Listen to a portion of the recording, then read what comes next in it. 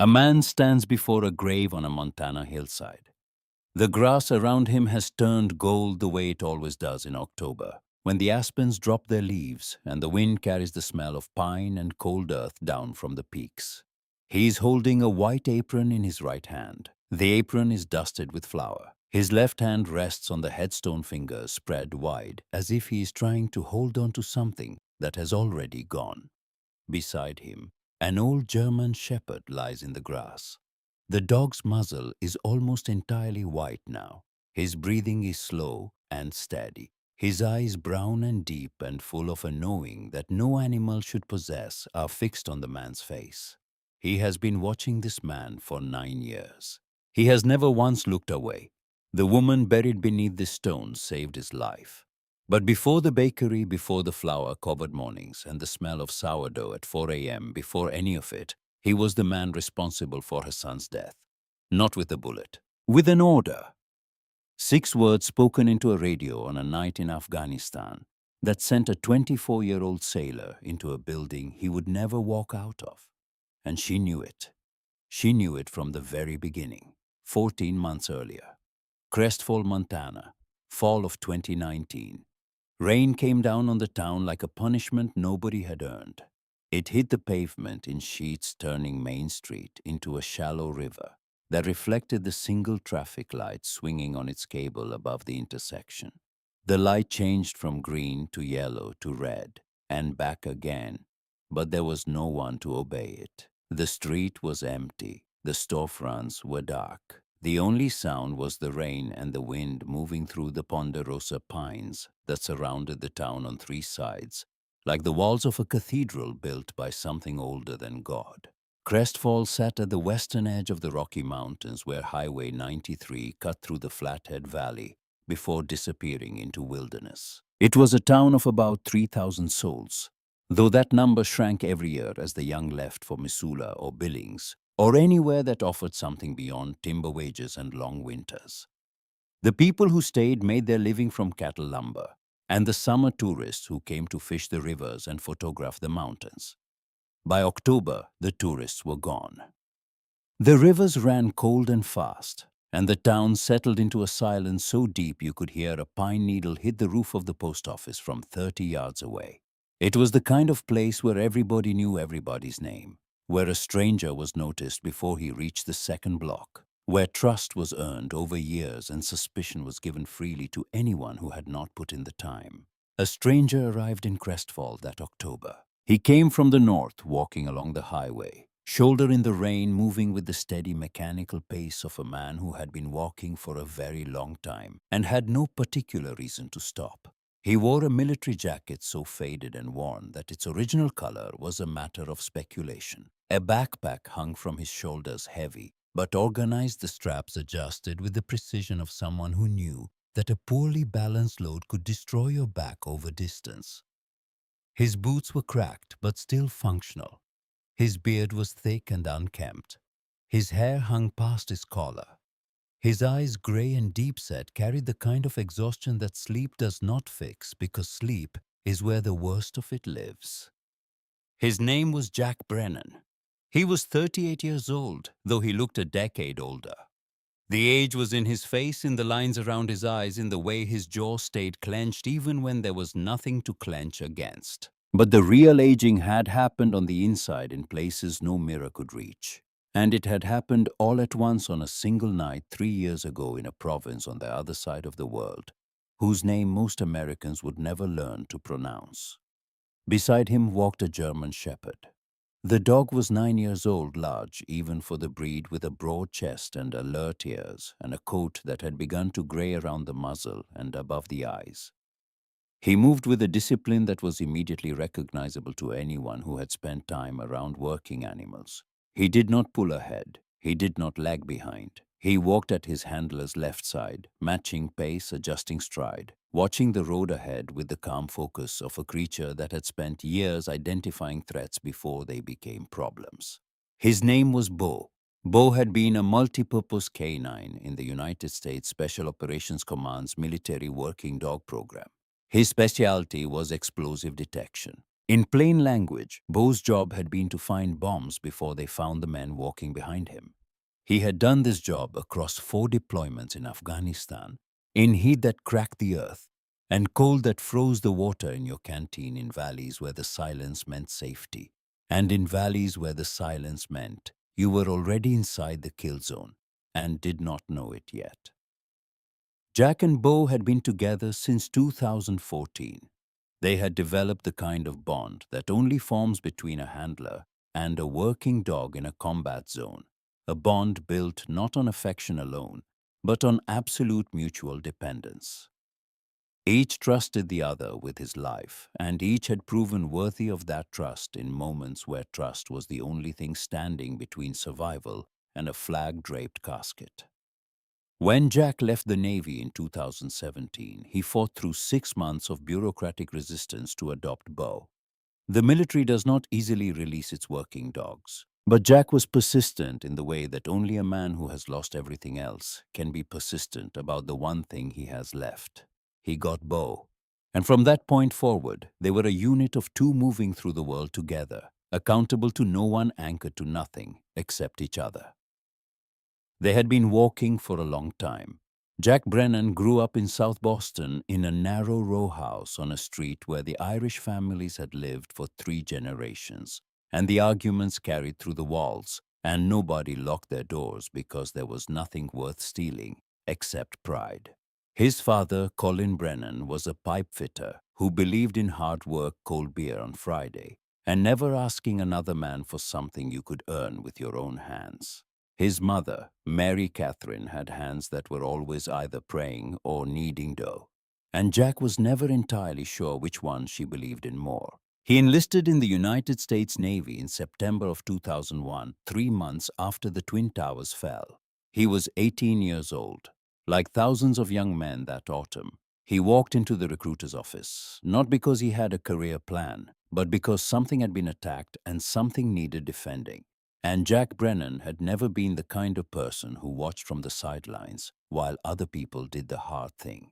He volunteered for BUD/S Basic Underwater Demolition SEAL training at the Naval Special Warfare Center in Coronado, California. It is widely considered the most physically and psychologically demanding military training program in the world. Roughly 75 to 80% of candidates either quit or are medically removed before completing it. The men who survive earn the right to wear the trident, the gold insignia of the United States Navy SEALs, and to enter a brotherhood whose roots reach back to the combat demolition teams of the Second World War. Jack did not just survive.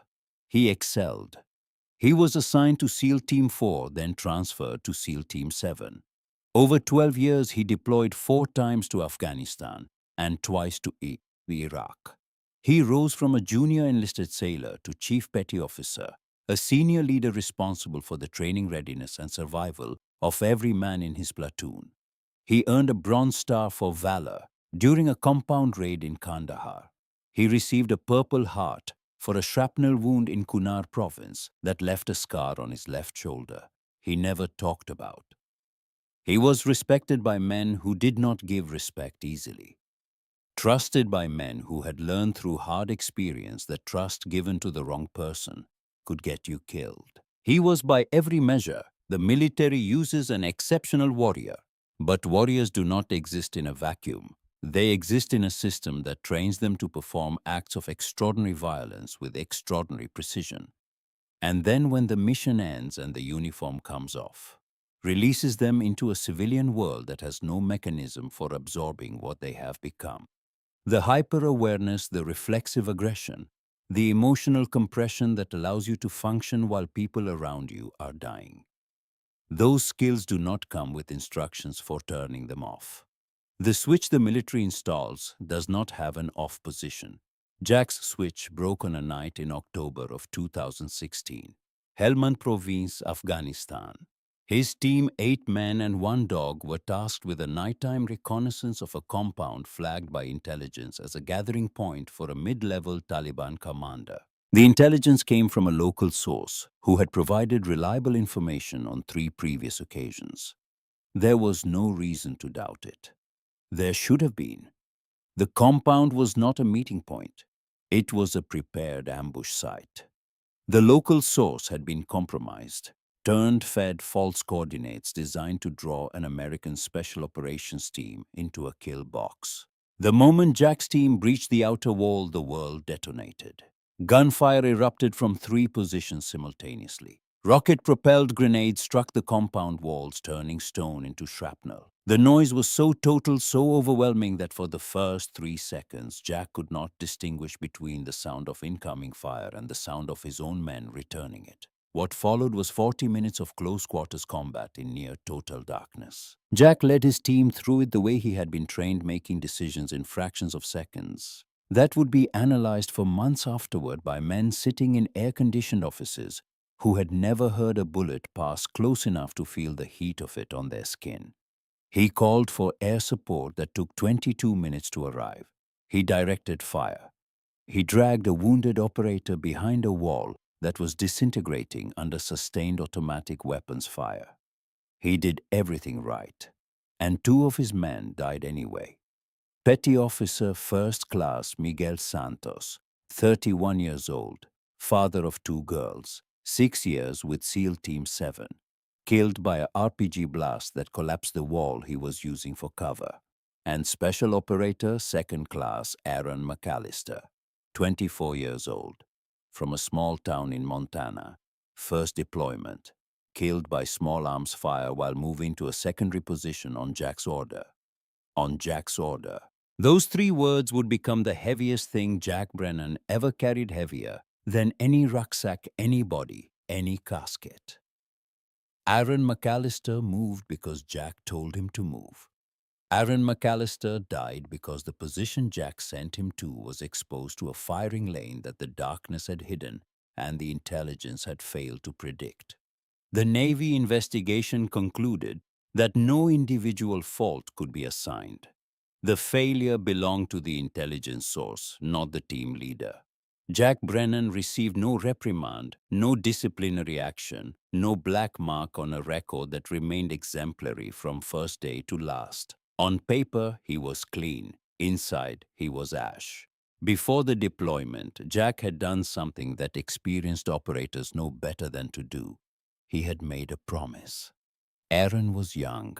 It was his first deployment, and Aaron's mother was afraid. She was a 70-year-old woman who lived alone in Montana, who had already buried a husband, and who had watched her only son walk through an airport security gate in Missoula with a duffel bag and a smile that was not quite as steady as he wanted it to be.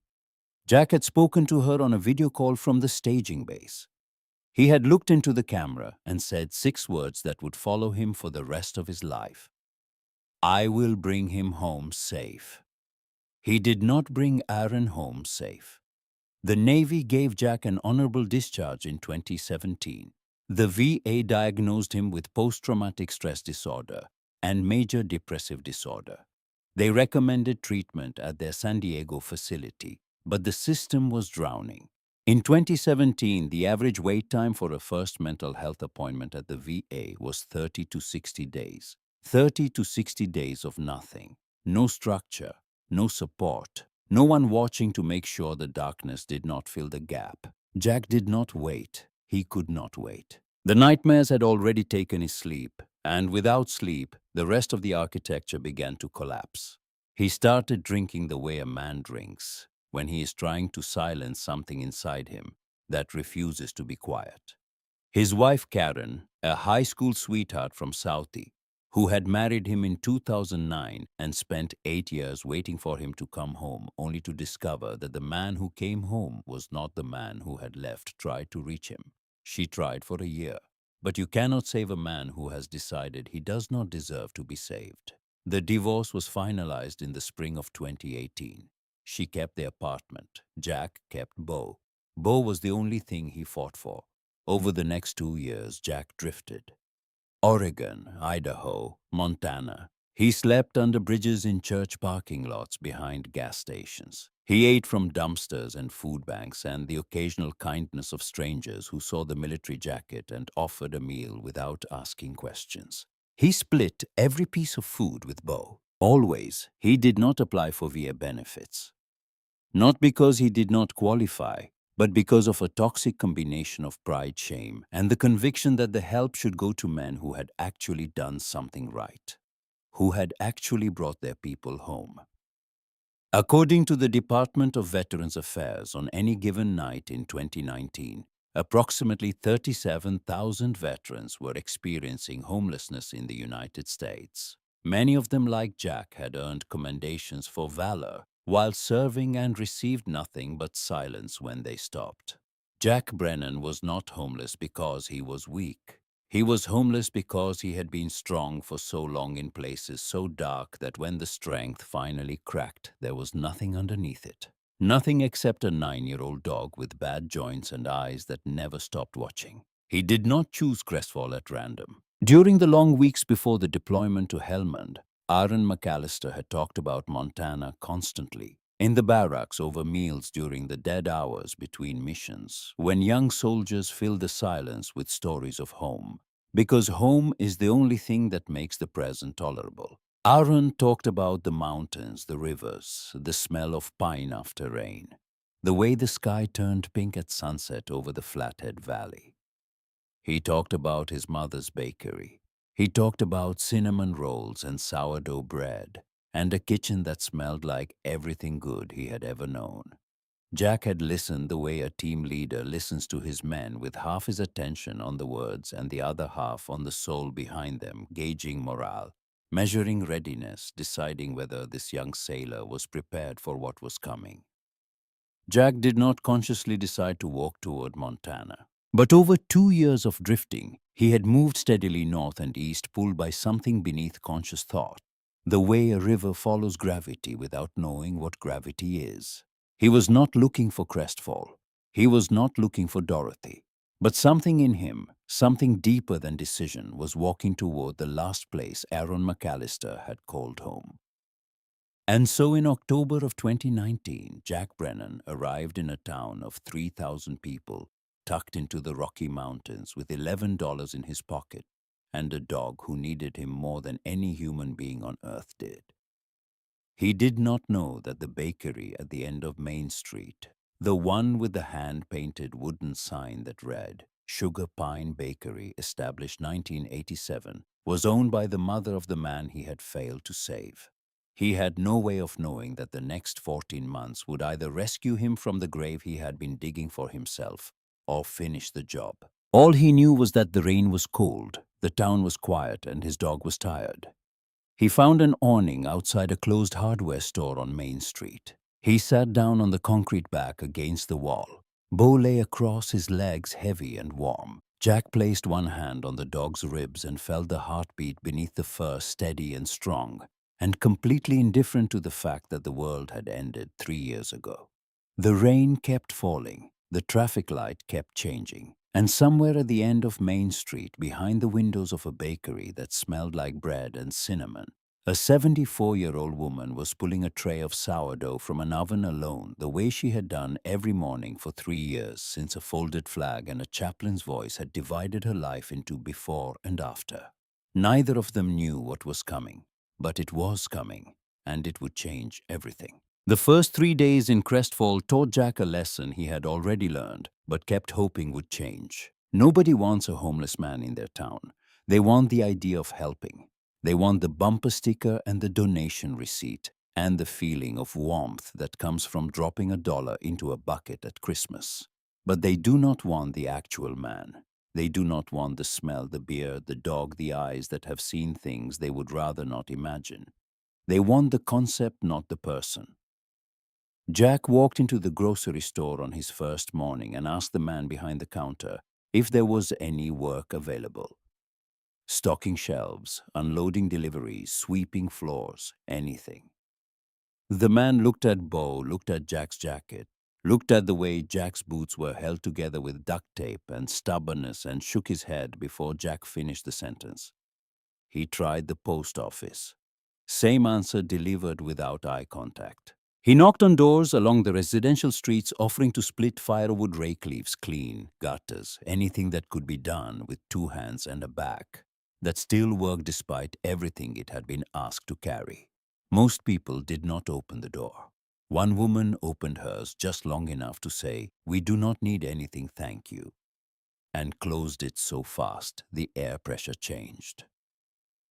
On the second afternoon, Jack sat on a bench outside the grocery store and split a bread roll in half. He gave the larger piece to Bo. He always gave the larger piece to Bo. A young mother walked past with a small child, saw Jack, and pulled the child to the other side of the street. The child looked back with curiosity. The mother did not look back at all. There is a difference between being hated and being invisible. Hatred requires someone to see you to register your existence, to form an opinion strong enough to become hostility. Invisibility is the world editing you out of the frame, stepping around you the way you step around a puddle. Jack Brennan had survived gunfights and ambushes and the 40-minute nightmare in Helmand province that had killed two of his men and most of what he used to be.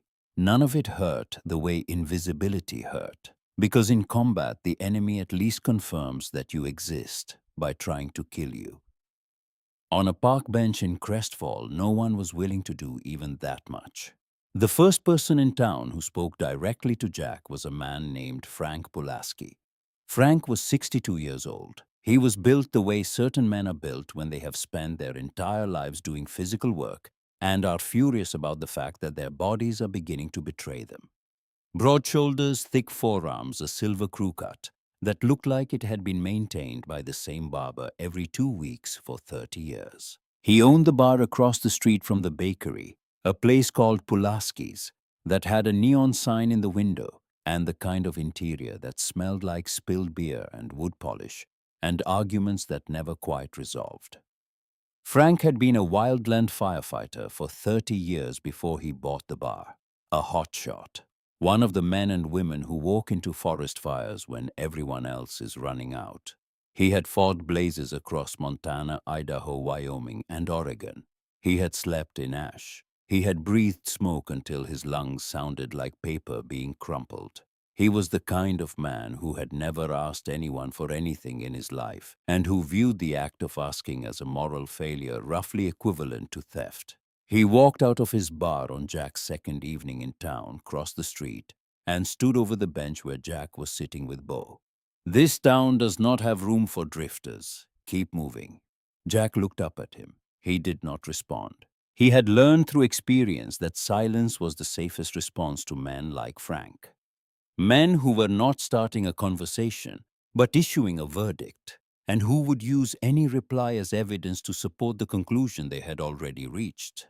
Frank stared at him for a long moment. His eyes were blue and hard and full of something that Jack recognized instantly, because he carried it himself.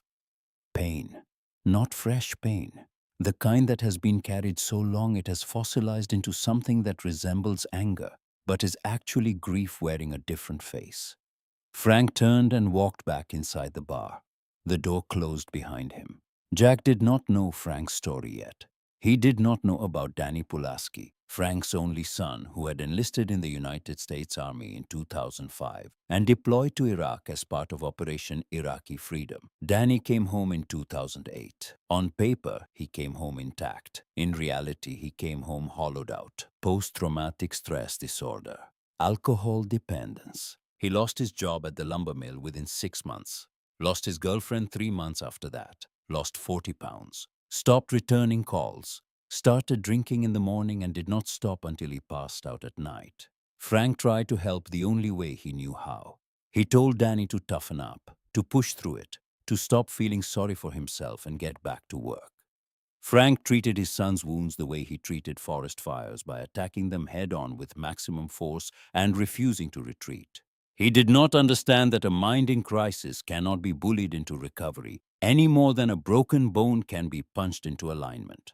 Danny Pulaski shot himself on a Tuesday morning in November of 2011. He was 27 years old. He did it in Frank's cabin 3 miles outside of town with a hunting rifle he had bought that same morning from a sporting goods store in Kalispell. Frank found him that evening. He rebuilt the cabin with his own hands. Every board that Danny's blood had touched, he replaced. It took 6 months. He did it alone. He never spoke his son's name in public again. When Frank looked at Jack Brennan, he did not see a stranger. He saw the ghost of what Danny might have become if Danny had kept walking instead of stopping. And that ghost filled Frank with a fury that had nothing to do with Jack, and everything to do with the unbearable possibility that someone else's broken son might find the redemption that his own broken son had been denied. Frank was not a villain. He was a father who had failed the only mission that ever truly mattered, and who had chosen fury over grief because fury gave him something to do with his hands. On the third evening, the sun dropped behind the mountains and the light turned amber and then faded. Jack and Bo were walking along Main Street when something stopped Jack mid-stride. A smell came through the gap beneath the front door of the bakery at the end of the street. Warm yeasty layered with cinnamon and melted butter, and the deep ancient fragrance of sourdough bread, pulled fresh from an oven. It drifted across the sidewalk and hit Jack with a force that no weapon in any arsenal had ever matched. He was 8 years old, standing in a kitchen in South Boston. The linoleum floor was cracked and the ceiling was low, and the window above the sink looked out onto a brick wall 6 feet away. His mother was pulling a loaf of Irish soda bread from the oven. The radio on the counter was playing a country song she pretended not to like, but hummed along to when she thought no one was listening. Steam rose from the bread. The kitchen smelled like butter and flour, and the particular warmth that only exists in a home where someone is cooking for someone they love. The memory cut through every wall he had built in 3 years of walking. It reminded him of what he had lost, not the house or the career or the marriage, something older, the feeling of being inside a place where you belonged.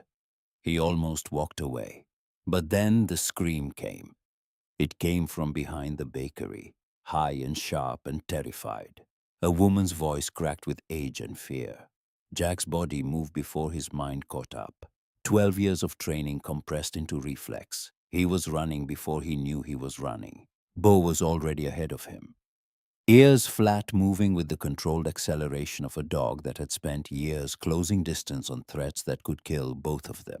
Behind the bakery, in a narrow alley between the building and a row of dumpsters, an elderly woman was on the ground. 2 men stood over her, young early 20s, hooded sweatshirts, gaunt faces with the jittery hollow look that in rural Montana often pointed to methamphetamine, a drug that had gutted small towns across the state the way fire guts a building, leaving the structure standing, but destroying everything inside it. One of them had pushed her down the concrete steps that led from the bakery's back door to the alley. She had hit her head on the pavement. Blood was running through her white hair, dark against the silver. The other was crouched over her purse, pulling out a wallet. Jack moved the way SEALs are trained to move in close quarters, silent, fast-angled to minimize his profile closing distance before the target has time to process what is happening. The first attacker did not see Jack until Jack's hands were already on him. Jack used a joint lock, a control technique that immobilizes by leveraging pain against the body's own structure.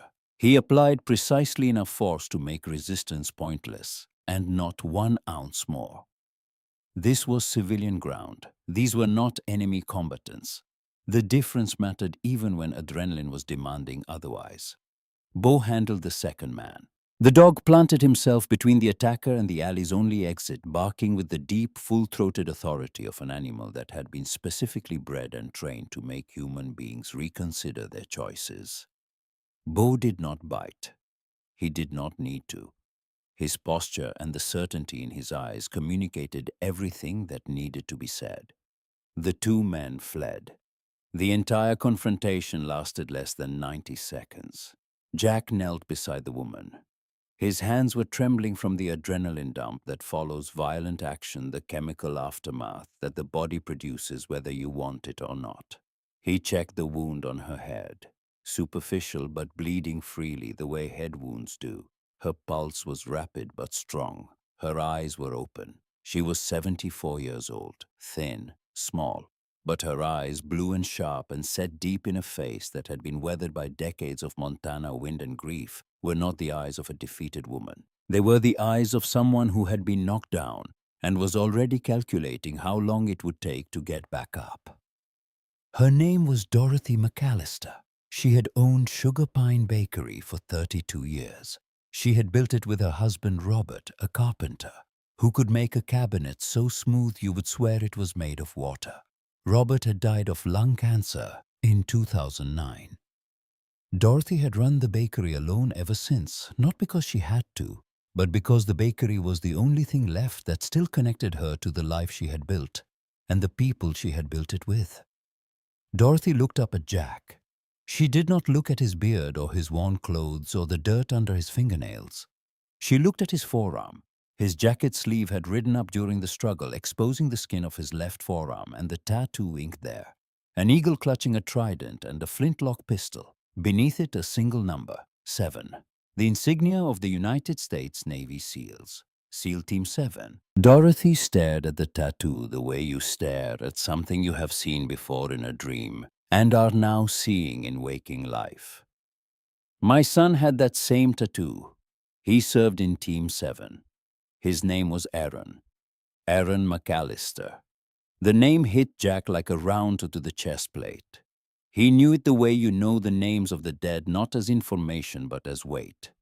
Aaron McAllister, 24. First deployment.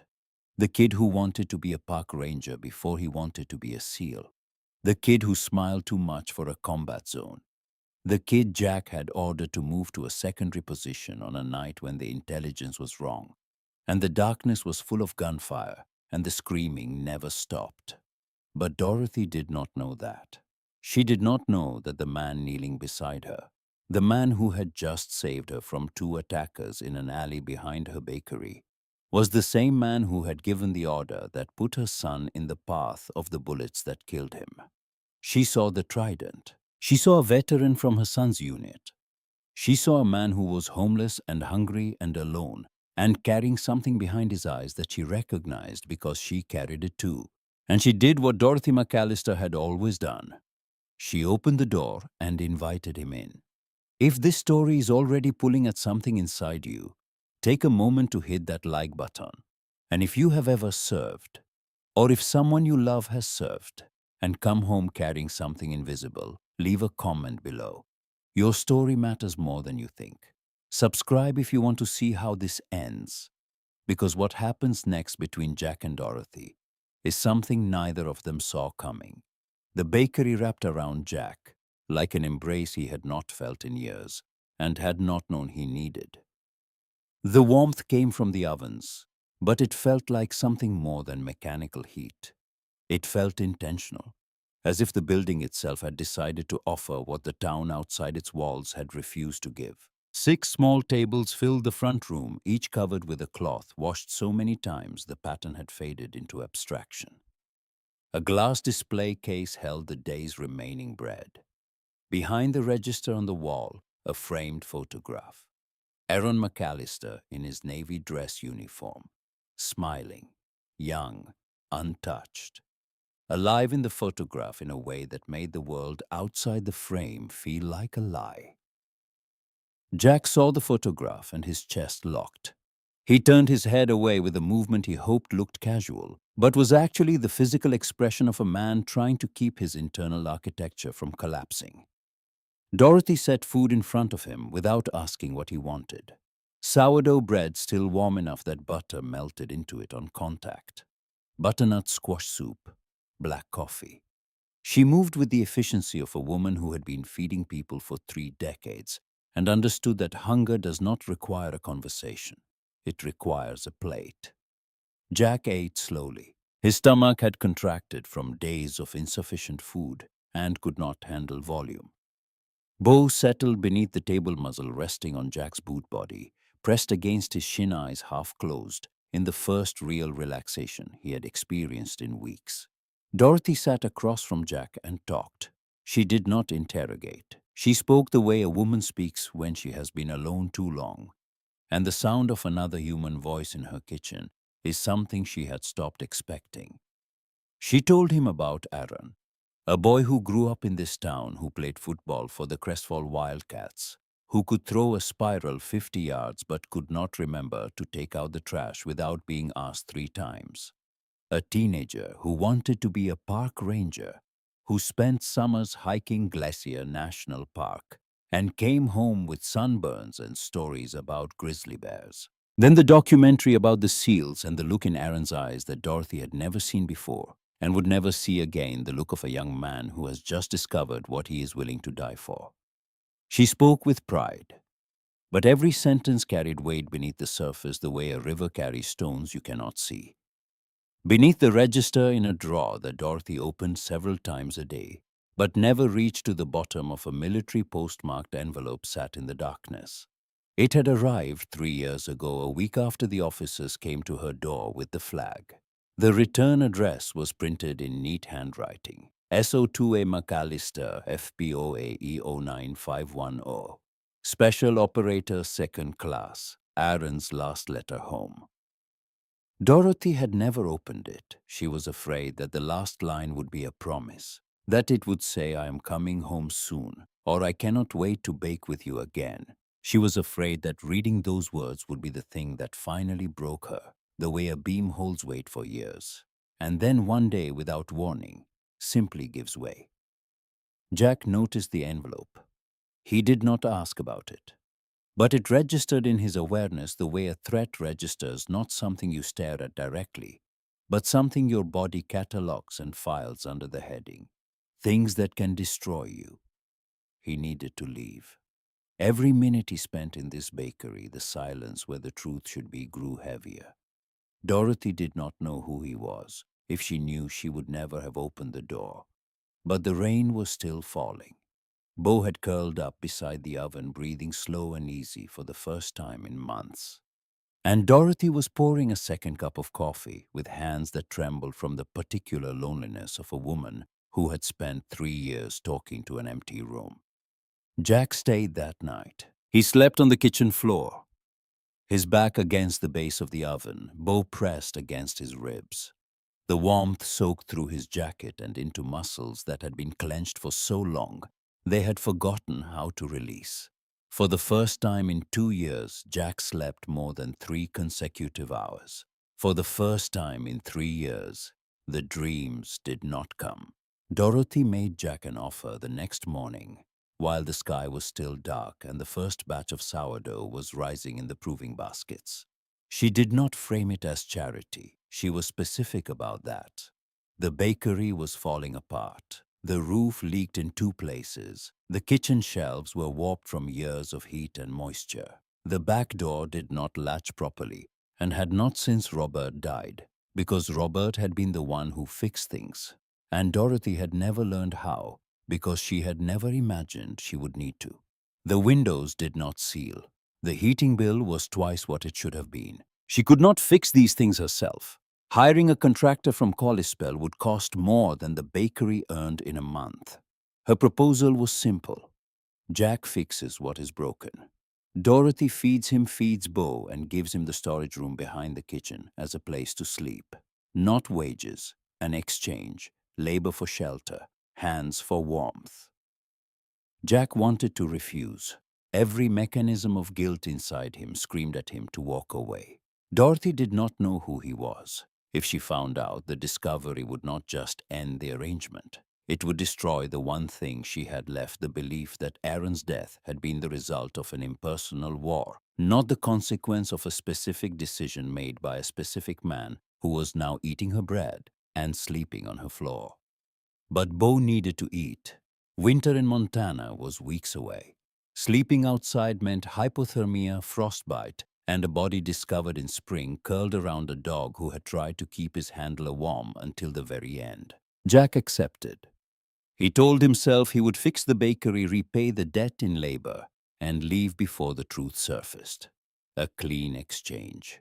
Objective execution extraction. He did not understand yet that bakeries are not missions, that the people inside them are not objectives, and that the kind of debt he owed Dorothy McAllister could not be repaid with a hammer and nails. He started working the next morning at 5 a.m. and did not stop until dark. He fixed the roof first using material salvaged from a demolished shed behind the hardware store, whose owner, after watching Jack carry the lumber half a mile on his back, decided that a man who worked that hard probably was not the threat Frank Pulaski said he was. and offered the materials for free. Jack replaced the damaged sections in 2 days. The leaking stopped. He rebuilt the kitchen shelves, replaced the hinges on the back door, and added a deadbolt, sealed the windows, repaired the soft spot in the front room floor by pulling up the boards, replacing the rotted joist underneath, laying new planking that he sanded smooth by hand, because he did not have access to a power sander and did not ask for one.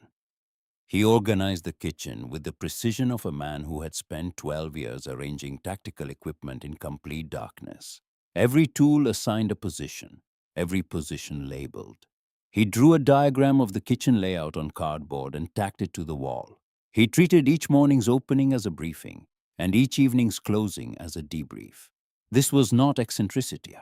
This was survival. Structure was the only thing standing between Jack and the void that opened up every time he stopped moving. As long as he had a task, a timeline, a measurable objective, the darkness stayed at the edges. The moment his hands were empty, the memories rushed in like water through a breached hull. Dorothy let him work. She fed him at intervals, placing plates on the counter and standing nearby until he ate, because she had learned within the first 2 days that Jack would not eat unless someone made it clear that the food was specifically for him. He had spent too long believing he did not deserve to be fed. The town noticed. Small towns always do. Crestfall's residents began talking. Who was this stranger? Where did he come from? Why was Dorothy McAllister a woman they had known for 50 years, letting a homeless man with a dog sleep in her bakery?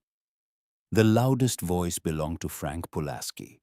Frank held court at his bar the way he had held fire lines in the wilderness, with authority and without compromise. He told anyone who would listen that Dot was getting old, that she was confused, that she had brought a drifter into her home, and that it was only a matter of time before he cleaned her out. And then Frank did something more dangerous than talking. He called a friend at the county sheriff's office in Helena and asked for a background check on Jack Brennan.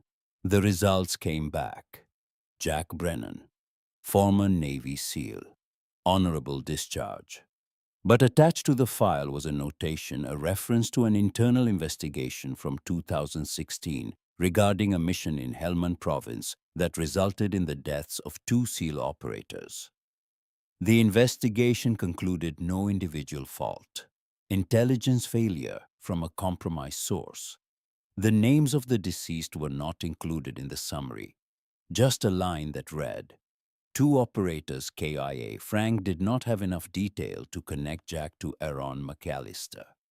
He knew Aaron had been a SEAL, but the background check did not name the dead, and Frank did not dig deeper because he did not need to. He had what he wanted, a thread, something he could pull in public to unravel the trust Dorothy was building. He started telling people at the bar, that guy at Dot's place, he's connected to soldiers dying in Afghanistan. There is a file on him. In a town of 3,000 people, a rumor moves faster than wildfire in dry timber. Within a week, the bakery's daily customer count dropped by almost half. But Dorothy McAllister was not a woman who bent under pressure. When Frank walked into the bakery one evening and told her directly that he had contacted the sheriff and that Jack was dangerous, Dorothy looked at him with the steady blue gaze of a woman who had survived the death of her husband, the death of her son, and 3 years of running a failing bakery alone. Frank, I have lived in this town for 50 years. I know who to trust better than you think. Frank turned to Jack. I do not know who you are, but I am going to find out. He left. The door swung shut behind him, and Jack stood in the kitchen doorway saying nothing, because there was nothing to say that would not lead directly to the truth he was hiding. Then Dorothy began to teach him to bake. It started with the sourdough. Dorothy's sourdough starter was 31 years old. Robert had created it in 1988, the year after they opened the bakery, using wild yeast captured from the Montana air. Dorothy had fed it every day since, without exception, including the day Robert died, including the day the officers came to her door with the flag. The starter lived in a ceramic crock on the kitchen counter. It was alive in every sense of the word. a colony of billions of microorganisms that had been continuously maintained for 3 decades each generation, feeding on flour and water, and producing the gases that made the bread rise and the acids that gave it its distinctive sour flavor. She taught Jack how to feed it, how to measure flour and water by weight, because precision mattered in ways that casual bakers never understood. How to read the bubbles on the surface, how to adjust the hydration based on the humidity which changed with the seasons and the weather, and sometimes Dorothy said with the mood of the mountains. She taught him how to stretch and fold the dough rather than knead it because sourdough needed patience rather than force.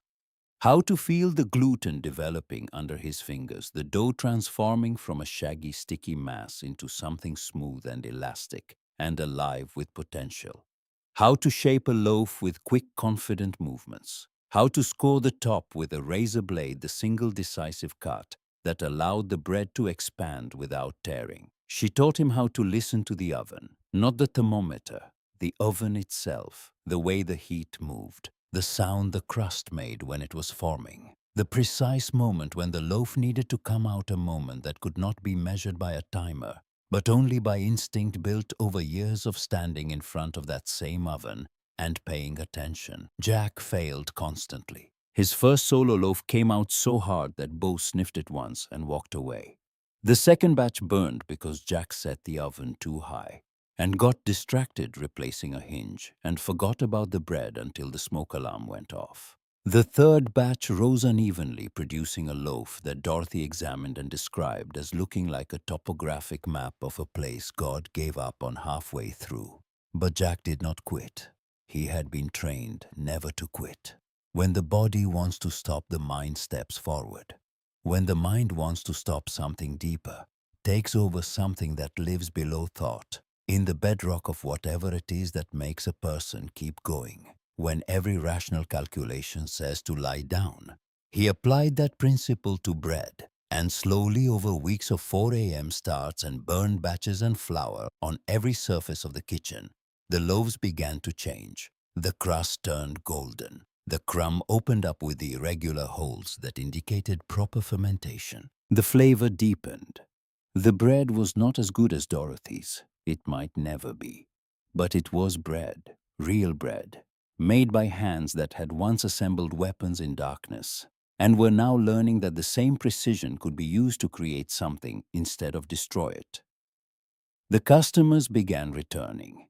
The bakery had changed. Lights on before dawn. Door open at exactly 5 a.m. Floor solid. Shelves straight. Bread fresh and warm every morning without exception. And Bo lying by the front door greeting every customer with the calm, unhurried gaze of a creature who had seen enough of the world to know that most of it was not worth getting excited about. Betty came first, 80 years old, every morning for a loaf and a cup of coffee, sitting at the table by the window for exactly 30 minutes, because that was how long it took to read the obituaries in the Flathead Beacon and confirm she was not in them. The Hendersons, a young couple who ranched dairy cattle outside town, brought their 2-year-old daughter who was terrified of everything except Bo, and who would sit on the floor beside the dog and fall asleep with her head on his ribs. Old Gene Paulson, the barber, who had served in Korea in 1952 and who recognized in Jack the particular silence of a man who had his own war stories but was not yet ready to tell them. Slowly, Jack stopped being invisible. He was not yet accepted. But he had become something. The guy at Dot's Bakery, not a name, a location, but it was a beginning. And then there was Lena Vasquez. Lena was 32 years old, originally from Tucson, Arizona. She had come to Crestfall 2 years earlier through the National Health Service Corps, a federal program that places medical professionals in rural communities critically short of healthcare workers. She was the sole nurse practitioner at Crestfall's only medical clinic, which meant she functioned as the town's doctor-therapist, emergency responder, and grief counselor combined. She worked 60-hour weeks. She lived alone in a rented cabin 2 miles from town. She owned a truck that started on the third try and a cat named Aspirin that she had found in the clinic parking lot. Lena came to the bakery every morning for coffee, and from the first morning she saw Jack behind the counter. She was watching him with the trained eye of a clinician who recognized symptoms the way a mechanic recognizes engine trouble. She saw that Jack never sat with his back to the door. She saw that he counted the number of people in the room every time someone entered. She noticed the way his eyes performed a quick sweep of every exit before his conscious mind registered the face of the person who had walked in to buy a cinnamon roll. She saw him flinch when the coffee grinder kicked on a sharp mechanical sound that produced a full body startle response. He covered by turning away and pretending to check the oven. Hypervigilance, exaggerated startle, avoidance of exposure positions. Lena knew the clinical terms. She also knew the human reality behind them, which was that the man making her coffee every morning was fighting a war that had followed him home, and he was fighting it without backup. One morning, she crossed the line from observation to contact. She did not ask about his past. She asked about Bo. Your dog is remarkably well trained. Military working dog. Jack looked at her. For the first time, he actually looked not the quick threat assessment he gave everyone else, but genuine sustained eye contact. He nodded. Explosives detection. 4 deployments. Does he have PTSD too? Something moved across Jack's face. A crack appeared not in his composure, but in the wall behind it. Something very close to a smile tried to surface and then retreated. He handles it better than I do. It was not a conversation that changed anything. It was a conversation that opened a narrow door. Lena, who understood patience the way Jack understood discipline, did not try to force it wider. She became a steady presence, coming every morning, asking about Bo, telling Jack about her own life at the clinic, the patients she cared for, the loneliness of being an outsider in a small town. Trust building one cup at a time. 3 weeks after Jack moved in, the truth cracked the surface. 2 a.m. January, the bakery dark. Snow falling outside in thick, slow flakes that muffled the world into silence. Dorothy woke to the sound of screaming. She opened the storage room door and found Jack on the floor, back against the wall, drenched in sweat.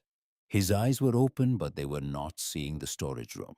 They were seeing Helmand Province, the compound, the muzzle flashes, the dust and the collapsing walls, and the body of a 24-year-old sailor who had followed an order and paid for it with everything. Jack was shouting commands, the kind of language that comes from a place deeper than thought, from the part of the brain that the military programs and that nothing can fully reprogram. Fall back, get McAllister out, get him out. Bo was beside him, frantic, pressing his muzzle into Jack's hands, pushing his body against Jack's chest, doing the only thing he knew how to do.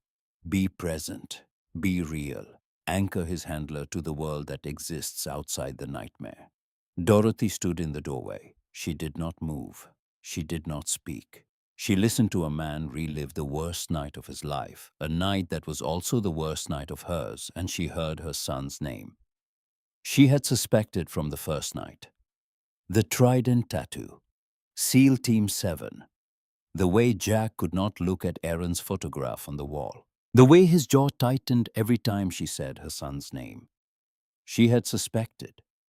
Now, hearing Aaron's name screamed in the dark by a man who could not escape the moment he had caused, she knew. She went back to her room. She sat on the edge of her bed. She took Aaron's letter from the drawer and held it in both hands. She did not open it. She held it the way you hold something that contains a truth you are not yet strong enough to receive but know you will have to face. She put the letter back, and she made a decision. She did not confront Jack. She did not tell him what she knew. Instead, over the following weeks, she changed in ways that were subtle but deliberate. She looked at him longer. She told different stories about Aaron, harder stories. The last hug at the airport in Missoula. The way his voice cracked when he said, "I will be back, Mom." The 2 officers at her door. The folded flag. The chaplain's mouth moving, but the words arriving from very far away, as if God himself had turned down the volume, because even he could not bear to hear them at full strength. She told these stories without accusation, without anger. She told them the way you tell someone a story when you are giving them a chance to tell their own, and she was willing to wait as long as it took. Jack sensed the shift without understanding it. He thought she was weakening. He was not entirely wrong about that. But weakness was not the reason Dorothy was talking. She was talking because she had already decided what she was going to do. She just needed to be sure. At the same time, the world outside the bakery was closing in from two directions. Frank Pulaski's rumors had taken root. Customers stayed away. Revenue dropped. The shelves that had been full began to show gaps. And Frank himself continued to dig, telling anyone who would listen that Jack Brennan had a military file connected to dead soldiers, and that Dorothy was too old and too sentimental to see the danger. And then a silver SUV parked on Main Street, and a man in a tailored coat stepped out carrying a leather briefcase and the particular smile of someone who is about to make you an offer designed to look generous while serving only his own interests. His name was Tom Jeffries, 35, a real estate attorney from Billings representing Ridgeline Development, a company that specialized in buying land in small Montana towns and converting it into luxury lodges and vacation properties. Tom was not interested in the bakery. He was interested in the land. The parcel at the end of Main Street bordering National Forest was an ideal location for a boutique mountain lodge. He visited Dorothy, polite professional. He offered $600,000, roughly 4 times the market value. Dorothy refused without hesitation. Tom smiled. "Take your time, Mrs. McAllister. The offer stands." He left his business card. But behind the courtesy, Ridgeline was already looking for leverage. Their legal team began reviewing the bakery's permits, zoning classifications, and compliance history, searching for any crack they could use. And they found one. When Robert McAllister built the bakery in 1987, the building permit had been filed under the wrong commercial zoning classification, a clerical error that no one had noticed or cared about for 33 years. But zoning violations do not expire, and in the hands of a well-funded legal team, a 33-year-old paperwork mistake becomes a weapon. Ridgeline filed a formal complaint with the Crestfall Town Council requesting a review of Sugar Pine Bakery's operating license. If the license was revoked, Dorothy would have to close the bakery or sell. The walls were closing in. And then, on a morning in January 2020, the walls collapsed entirely. Jack arrived at the bakery at 4 a.m. to find the door locked and the lights off. The bakery had opened at 5 a.m. every day for 32 years through blizzards and blackouts and grief. The door being locked at 4 meant something had gone wrong. Jack forced the lock and found Dorothy on the kitchen floor beside an overturned bowl of dough. She had collapsed sometime in the night while trying to prepare the morning batch alone because she could not sleep and because the bakery was the only place where her hands knew what to do and her mind could stop counting the days since she had last heard her son's voice. Jack dropped beside her. "Check pulse, check airway, recovery position, call 911. The ambulance from Kalispell was 40 minutes away. 40 minutes of kneeling on a cold floor with a 74-year-old woman whose heartbeat was irregular and whose skin had turned the color of old paper. He held her hand. Bo lay against her side, sharing warmth, his chin resting near her shoulder with the same steadiness he had shown on 100 missions in the Afghan mountains. Dorothy opened her eyes. She looked at Jack, and in a voice that was quiet and steady and entirely free of anger, she said the words he had been dreading since the night he recognized the photograph behind the counter. "I know who you are, Jack. I know you were there when Aaron died." Jack did not deny it. He did not explain. He did not reach for the conclusions of the Navy investigation, the phrases about faulty intelligence, and no individual fault that he had repeated to himself 1,000 times without once believing them. He looked at the woman whose son he had failed to save, and the tears came. The first tears in 3 years, the kind that break something open on their way out. "I am sorry. I am sorry I did not bring him home." Dorothy raised her hand and placed it on his cheek. Her palm was warm and smelled like flour, like every morning of the 32 years she had spent in this kitchen. I did not keep you here because I did not know Jack. I kept you here because I did know. She told him. She had suspected from the tattoo on the first night. She had confirmed it the night she heard Aaron's name in his nightmare. And she had spent the week since then making a decision. She could have sent him away. She could have called the police, the Navy, a lawyer. She could have channeled her grief into destruction. Instead, she had chosen to make bread with him. Aaron would not want me to hate you. He would want me to save you. The ambulance came. Dorothy was transported to the Regional Medical Center in Kalispell. The diagnosis was congestive heart failure, stage 3. A condition that could be managed with medication and rest, but not reversed at 74. She could not run the bakery anymore. Jack was alone. What followed was not a story of quiet triumph. It was chaos. Jack did not know how to run a business. He did not know how to order supplies or balance accounts or negotiate with vendors. The sourdough starter nearly died in the first week because he forgot to feed it. He burned batches. He underproduced on Monday and overproduced on Wednesday and threw away bread he could not afford to lose. The finances were devastating. Dorothy had been subsidizing the bakery with her personal savings and with the $400,000 death benefit from Aaron's service members' group life insurance policy, money paid by the government to families of service members killed in action. That money was nearly gone. Electric, gas insurance, property taxes accumulated with the indifference of systems that do not care whether the person paying them is grieving or bankrupt or both. Frank's rumors had cut foot traffic by half. Ridgeline's zoning challenge hung over the bakery like a blade. And Jack's PTSD, without Dorothy as an anchor, returned with full force. The nightmares came every night. Flashbacks invaded daylight.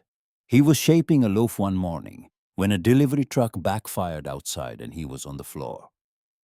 Before the sound finished, arms over his head, dough knocked from the counter, Bo barking and pressing against him, while the flour settled around them like snow in a room that had suddenly become a compound in Helmand province. It took 5 minutes for his hands to stop shaking enough to pick up a spoon. One night, Jack packed his bag. He wrote a note on a piece of bakery receipt paper. "I'm sorry, I do not deserve to be here." He put on his jacket, he opened the storage room door, and stepped out into Montana in January. The temperature was 15 below zero. The snow was falling thick and fast, erasing the world, covering everything in white. He walked 20 steps down the road. Bo did not follow. The dog was lying in the snow just outside the bakery door. Not standing, not barking, not whining, lying down, muzzle on his paws, brown eyes open and fixed on Jack. Bo was 9 years old. His joints ached in the cold. His muzzle was nearly all white. He had followed Jack across 3 states and through 1,000 bad nights. He had never once refused to move. Until now. The look in the dog's eyes contained 9 years of service, 4 combat deployments, 2 years of homelessness, and a single statement that did not require language to communicate. "I am done walking. If you go without me." Jack stood in the snow and looked at his dog and came apart. He dropped to his knees. He wrapped his arms around Bo's neck. And for the first time since Aaron's death, he let himself feel the full weight of everything he had locked away. Aaron, Santos, the ambush, Karen, his mother's kitchen, the folded flag, the 6 words, all of it. Breaking through every wall he had built, flooding out onto a snow-covered road in a small town in Montana, where he had come looking for nothing, and found everything he was terrified of facing. He carried Bo back inside. He unpacked his bag. He tore up the note. He stayed. Lena came to the bakery the next morning with words she had been preparing for weeks. "You need help, Jack. Not for the bakery, for you. I can connect you with the VA telehealth program." The VA had expanded its telehealth services significantly in early 2020, particularly after the onset of the COVID-19 pandemic made remote mental health access a necessity for veterans in rural areas. Lena knew the system. She knew which programs worked and which were bureaucratic dead ends. Jack refused. Lena came back the next day, and the next.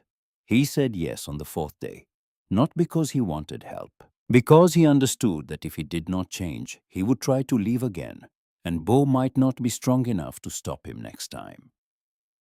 The therapy was not cinematic. There was no single session where the light poured in. There was a screen and a face and a former combat medic named Dr. Hendricks, who waited 3 sessions before Jack spoke more than 10 words. In the fourth session, Jack talked about Aaron. In the fifth, he talked about the nightmares. In the sixth, he talked about the note and the 20 steps into the snow. Progress was not measured in breakthroughs, but in the simple fact that Jack kept showing up, kept sitting in front of the screen, kept allowing another human being to witness the wreckage and to say without judgment, I see it. It is real, and it is not all your fault. The town turned, one person at a time. Betty brought soup. The Hendersons delivered milk for free. Gene Paulson taped a sign to his barbershop window that read, Support Sugar Pine Bakery.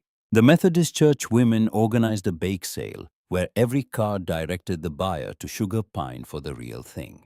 And Frank Pulaski walked into the bakery one morning. He sat down. He did not speak. He drank a cup of coffee. Before he left, he placed a $20 bill on the counter and walked out without a word. It was not an apology, but it was a ceasefire. And sometimes a ceasefire is all you need to survive long enough to find out whether grace or grief will have the final word. We are about to enter the part of this story where everything Jack has been running from and everything he has been building toward collide in the same room. If you are still watching, drop a comment below. Have you ever carried a secret that felt heavier than anything you had ever lifted? You do not have to share what it was. Just let me know. I am not telling this story to an empty room. And if you have not subscribed yet, now is the time, because what happens next changed both of their lives. Dorothy came home from the hospital in March 2020. She was thinner. She used a cane. She could not stand for more than 20 minutes. But her eyes were the same, blue and sharp and full of the clarity that belongs to people who have lost so much that they can see what remains with perfect, unobstructed vision. She came to the bakery every day, not to work, to sit at her table by the window, drink coffee, watch Jack behind the counter, and talk to the customers who noticed that Dot was smiling more than she had in years. One evening, Dorothy called Jack to sit with her. She asked him to bring the letter, Aaron's letter, the one she had kept sealed for 3.5 years. Jack placed the envelope on the table between them. Dorothy looked at it for a long time. I never opened it because I was afraid it would say he was coming home. I could not read that promise knowing it was already broken. But you are here now, and I think this is the time. She asked Jack to open it. His hands trembled. He slid the envelope with the pocket knife he had carried for 3 years across 3 states, the only tool he had never lost. Inside were 2 pages of line paper written in blue ballpoint pen, in the handwriting of a 24-year-old sailor, who had no idea these would be the last words he ever sent home. Jack read the letter aloud, slowly, without performance. Aaron wrote about life on base, the food in the dining facility, a stray cat the platoon had adopted and hidden from command, the heat. He said you could fry an egg on the hood of a Humvee, and somebody had actually tried, and it worked, sort of. He wrote about the mountains, how they reminded him of Montana, how at sunset they turned the same color as the ridgeline above Crestfall, and how that made him homesick in a way that surprised him, because he had not expected to miss it so much. Then he wrote about his team leader. He did not use Jack's name. He called him Chief. Chief is the toughest person I have ever met, Mom. He made us run an extra 5 miles last week because one guy forgot to load his magazine. I was angry at the time, but I understand why. He does not want to lose anyone. I watch him, and I can tell he's the kind of leader who will be the last one out. I trust him, Mom. I trust him with my life. The last lines of the letter were these. I will be home soon, and I am going to bake with you. I miss the cinnamon rolls on Sunday. I miss the way the kitchen smells in the morning. I miss everything. I love you, Mom. I will see you soon. Jack's voice stopped working on the word soon. He placed the letter on the table and sat in silence and let the weight settle on him like a stone that had been falling for 3 years and had finally found the ground. Dorothy reached across the table and placed her hand on his. Aaron trusted you, and I trust you too. The forgiveness was not a single moment. It was not a declaration made across a table. It was the accumulated weight of every morning Dorothy had said good morning to Jack since October. Every plate of food. Every story about Aaron told to a man she knew was carrying the worst of it told, not as accusation, but as offering. Forgiveness had not arrived in that moment. It had been building loaf by loaf, morning by morning, since the night Dorothy saw the trident and recognized the insignia of the unit that had taken her son and returned a folded flag. The fight for the bakery was not over. The Crestfall Town Council convened in April 2020 to hear Ridgeline Development's challenge to Sugar Pine Bakery's operating license. The meeting was held over Zoom, a detail that placed it precisely in the spring of the pandemic, when every public gathering had become a grid of faces on screens. Tom Jeffries presented his case with surgical precision. The building permit filed in 1987 used the wrong commercial zoning classification.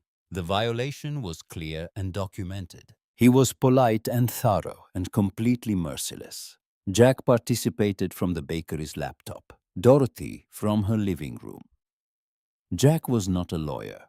He did not know how to argue zoning law, but he knew how to build a team. In the days before the meeting, he had gone door to door through Crestfall, the same doors that had been closed to him 5 months ago. He had spoken to Betty the Hendersons' Jean Paulson. He had not asked for sympathy. He had told them the truth. If Ridgeline buys this land, they will not stop here. They will buy the next lot and the next. Main Street will become a resort strip, Crestfall will become a brand, and the town you built with your own hands will be sold to people who will tear it down and replace it with something that looks like Montana, but is not Montana at all. The person who stood up at the meeting and changed everything was the last person anyone expected. Frank Pulaski turned on his camera. His face filled the screen. His voice was rough and cracked and carried the weight of 9 years of silence about a son he had failed and a grief he had never spoken aloud. I have lived in this town for 40 years. I lost my boy in this town. Dot McAllister lost her boy to the same war that took mine. That bakery is not a piece of land. It is memory. It is where I drank coffee with my wife before she passed. It is where Danny bought cinnamon rolls before he shipped out to Iraq. If you want to take it, you go through me. The grid of faces on the screen went still. Frank Pulaski, who had spent 9 years refusing to say his son's name, had just said it in front of the entire town. And he had done it to save a bakery owned by a woman whose loss mirrored his own, defended by a man Frank had once tried to drive out. The council voted 3-2 to uphold Sugar Pine Bakery's operating license on the condition that Dorothy filed a corrected zoning application within 60 days. Ridgeline lost. Tom Jeffries closed his laptop without a word, but the threat was not finished. Ridgeline had one more card to play, and it would arrive after the person they were fighting was no longer alive to fight back. Dorothy lived through the spring and into the summer. She came to the bakery every day, sitting at her table, watching Jack work, talking to the customers, holding the space the way she had always held it, with presence and warmth. And the quiet certainty that bread and coffee and a room where people are welcome is enough to hold a community together. She knew she was dying. Congestive heart failure at 74 does not reverse. It slows, it manages. And then quietly, it finishes what it started. In June, Dorothy called the town's attorney, the same lawyer who had drafted wills for half of Crestfall and executed a new last will and testament. She left the bakery, the land, every recipe, and the sourdough starter that Robert had created 32 years ago to Jack Brennan. She signed the will in the presence of two witnesses, Lena Vasquez and Frank Pulaski. Frank did not object. He looked at Jack for a long moment when he learned what Dorothy was doing. And what was in his eyes was not anger or suspicion or the fossilized grief that had lived there for nearly a decade. It was recognition. The recognition of a man who finally understood that Dorothy had done for Jack what Frank had failed to do for Danny. Dot knew what she was doing. She always did. Dorothy McAllister died on a night in July 2020, in her sleep, in her own bed, in the house she had shared with Robert, 3 minutes' walk from the bakery she had built with her own hands. She did not die alone.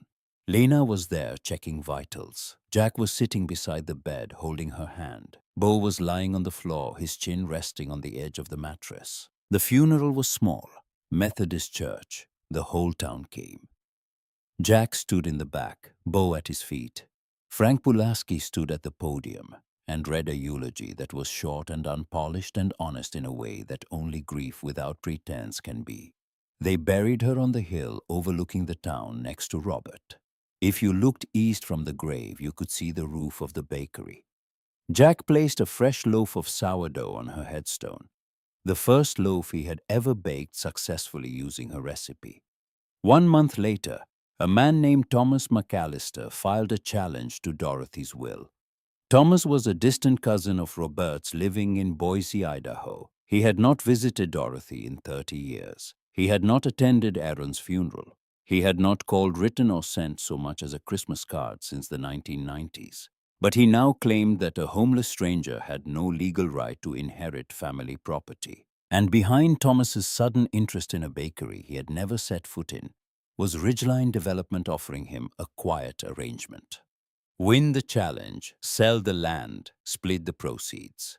Jack had no money for a lawyer. Lena found one. The Montana Legal Services Association, a real organization that provides free legal representation to low-income veterans, reviewed the case and assigned an attorney. The court hearing took place in August 2020.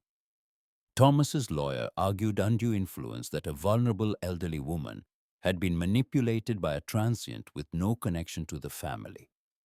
Jack's attorney presented the facts. The will was properly executed, witnessed by 2 members of the community, and notarized by a licensed attorney.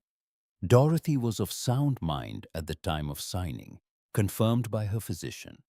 Jack had cared for Dorothy and operated the bakery for 6 months without receiving any payment. The 2 witnesses, Lena Vasquez, a medical professional, and Frank Pulaski, a longtime community member, who had initially opposed Jack's presence, both testified to Dorothy's clarity of purpose and Jack's integrity. And then the attorney introduced Aaron's letter, not as legal evidence, as context, as proof that Dorothy's decision to leave the bakery to Jack was not the confused impulse of a lonely old woman, but the deliberate choice of a mother who had read her son's words. I trust him. Mom, I trust him with my life, and who had decided to honor that trust by giving Jack the thing Aaron would have wanted him to have. A home, a purpose, a reason to stay alive. Thomas McAllister looked at the letter. He looked at the judge. He looked at Jack, who was sitting in the gallery in a clean shirt with flowers still under his fingernails, and a German shepherd lying at his feet. Thomas withdrew his challenge. Insufficient legal standing. His attorney packed his briefcase and left without speaking to anyone. Tom Jeffries, sitting in the back row, stood up and walked out of the courtroom. In the parking lot, he made a call to Ridgeline's home office in Billings. The Crestfall project was dead. Jack walked out of the courthouse into August sunlight. Bo walked beside him. For the first time in the story, Jack's shoulders were straight. Fall came back to Crestfall the way it always did, quietly, with the smell of pine and cold air, and the first dusting of snow on the high peaks. The tourists left. The rivers ran cold. And at the end of Main Street, Sugar Pine Bakery opened at 5 a.m., the way it had for 33 years. The original sign remained. Beneath it, a smaller sign had been added, hand-painted on reclaimed wood. In memory of Dorothy McAllister and Special Operator, Second Class Aaron McAllister, United States Navy. Inside, the routine continued. 4 a.m. starts. Sourdough from a starter that was now 32 years old and still alive. Still fed every morning, still producing the bread that Dorothy and Robert had made together, and that Jack now made alone but never without thinking of them. Cinnamon rolls, buttermilk biscuits, black coffee strong enough to straighten your spine. And 2 new items on the menu, Irish soda bread, made the way Mary Catherine Brennan had made it in a cramped kitchen in South Boston, with a cross cut into the top that she always said was to let the devil out, but that Jack knew was to let something else in. And Aaron's cinnamon roll, larger than Dorothy's original. Extra cinnamon, a glaze made with Montana wildflower honey. It became the bakery's best seller, ordered by people who had never met Aaron McAllister, but who could taste in the sweetness and the care with which it was made that this was not just food, it was a memorial, a promise kept in the only language Jack Brennan had left. Lena came every morning. Her coffee was on the counter before she arrived. Their relationship was not defined by a kiss or a declaration. It was defined by the fact that she showed up and he let her. By the quiet accumulation of mornings that over time became something neither of them needed to name because naming it would have made it smaller than it was. Frank Pulaski came every morning. He sat at his table and said very little. But one morning, he brought a framed photograph. Danny Pulaski in his army uniform grinning the same grin that every parent recognizes as the grin of a child who does not know what is coming. Frank hung the photograph on the wall next to Aaron's. 2 young men, 2 wars, 2 families shattered, looking down from a bakery wall at a room full of people who were still learning how to carry the weight of what had been lost, and what against every reasonable expectation had been found. Every Friday, Jack opened the bakery to veterans. Free coffee, free bread, a chair and no questions, no speeches, no intake forms, no programs, just a warm room and a man behind the counter who understood what it felt like to come home from a war and discover that home did not exist anymore. Word spread the way things spread in rural Montana, slowly through word of mouth and gravel roads. A Marine from Kalispell, who had not spoken to his family in 3 years, started coming on Fridays. An Army medic from Whitefish, who could not sleep without the lights on. A 78-year-old Vietnam veteran from Paulson, who did not want to talk and just wanted to sit in a room where nobody expected him to. Some came back, some did not. The door was always open. Jack Brennan stood before Dorothy McAllister's grave on a hillside in Montana in October 2020. The grass had turned gold. The aspens were dropping their leaves. The wind carried the smell of pine and earth and the first breath of winter. He held a white apron in his right hand. It was dusted with flour. Dorothy's apron. He wore it every day. His left hand rested on the headstone. Bo lay in the grass beside him. Old now, his muzzle was fully white. His breathing was slow and even. His eyes were open, watching Jack the way they had always watched Jack, with a patience and a loyalty that defied everything anyone had ever said about the limits of what a dog could feel. Jack spoke quietly. The way you speak when you are not sure anyone is listening and have decided it does not matter. I baked a batch this morning that came pretty close to yours. Pretty close. I do not think I will ever get it exactly right, but I will keep trying. He placed a slice of warm sourdough on the grave. The bread steamed faintly in the cold air. A small offering. Bread for the woman who had taught him to make it. Bread for the woman who had known the worst thing about him and had chosen every single morning to hand him an apron and a measuring cup and a reason to stay. He turned and walked down the hill. Bo followed, slowly, with dignity and without complaint, toward the bakery, toward the oven, toward the dough that was waiting to be shaped. The rain began to fall, but it did not feel cold.